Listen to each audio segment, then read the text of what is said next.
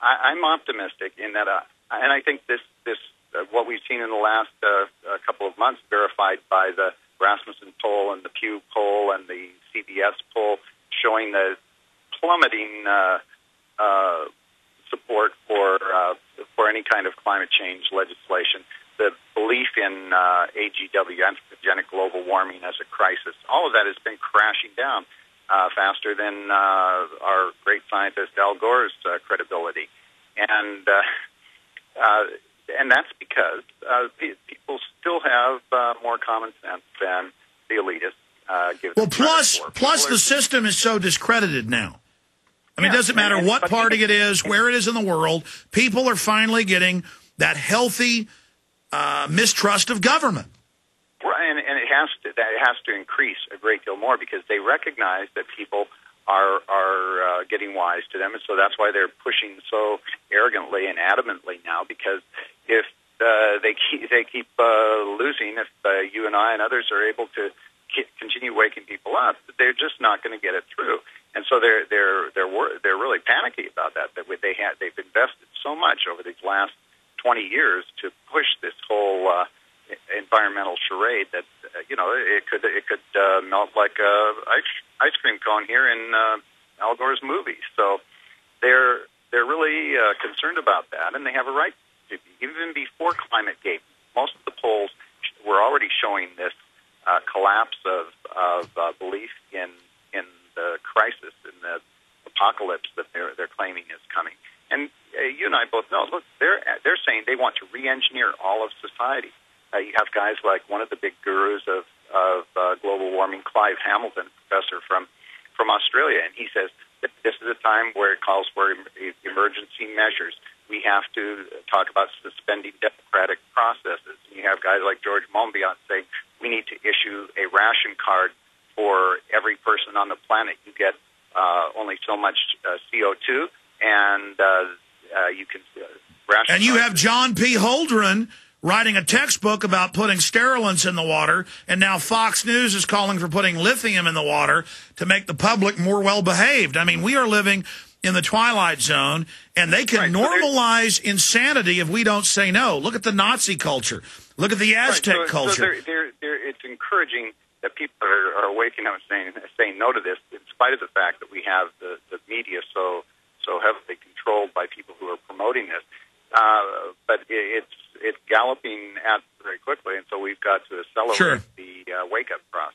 Well, guys, we're almost out of time, and I wanted to have... Let me turn you back over to Alex so he can... But before you do that, William, you there? I'm here.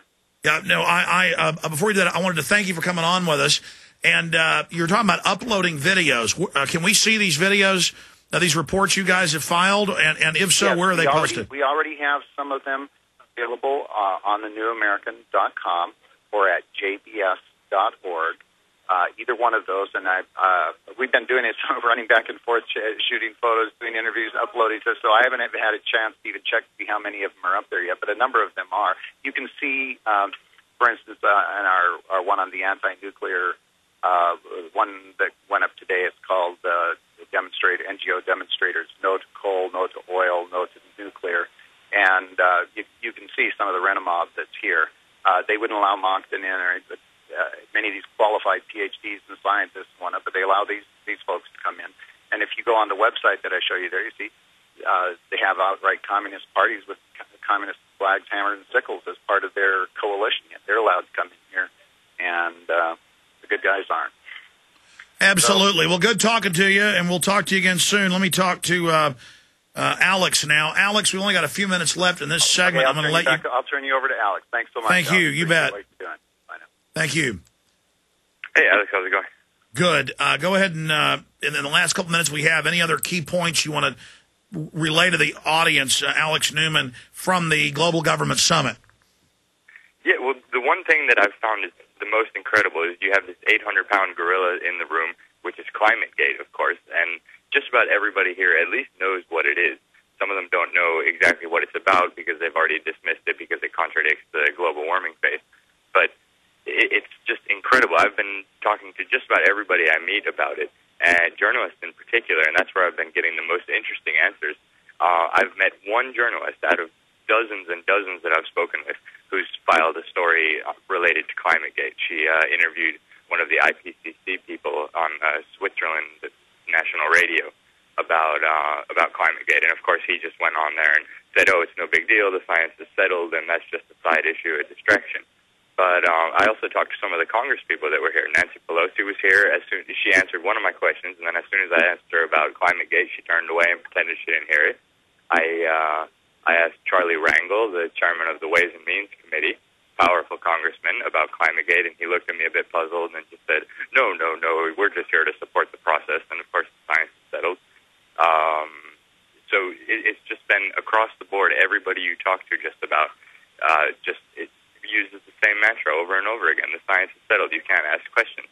But it's even come out within the last 2 days now. The Russian Institute of Economic Analysis, I believe it's called, has been calling doubt on the figures used by the Hadley office at the Met office in England, which is supposed to be the other reputable scientific place to prove global warming. And it turns out now they've used, I think, only 25% of the weather stations that were provided to them from Russia's territory. And, of course, they used the ones that showed their hypothesis to be correct, that there's warming. And they ignored the other 75%, which either didn't show significant warming or didn't show warming at all. So you have just this horrible farce of a science, pretend science, and nobody is willing to talk about it. So it's just, like I said, the elephant in the room, and nobody wants to address it. So hopefully with shows like yours, we can just keep getting the word out, you know. We are exposing these frauds, and if we stand up and rebuke them and decide that we're supposed to be involved in society for good, we can stop them. Alex Newman from Copenhagen, thank you for spending time with us. Godspeed. Thank you, Alex. You too. Final segment straight ahead. Key information. Stay with us.